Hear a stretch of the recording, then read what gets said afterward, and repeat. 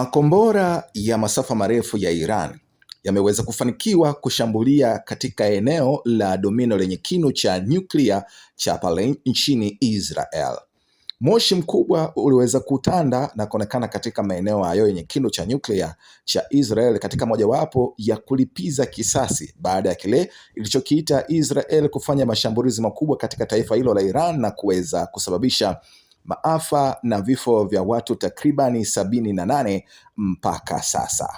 Hali kwa sasa nchini Israeli imekuwa ni mbaya, moshi unaonekana kila mahali, huku mabomu mengi yakiendelea kurindima ya long range kutokea katika taifa la Iran kuelekea katika taifa la Israel. Mji mzima umeendelea kusikika ving'ora na watu wakiendelea kujificha katika maeneo salama kwa ajili ya kuepuka ama kuepusha madhoruba hiyo inayotokana na msururu wa makombora mazito kutoka katika taifa hilo la Iran. Tunaendelea kukuletea habari mbalimbali kulingana na matukio yanavyozidi kutokea kadri muda unavyozidi kusonga mbele.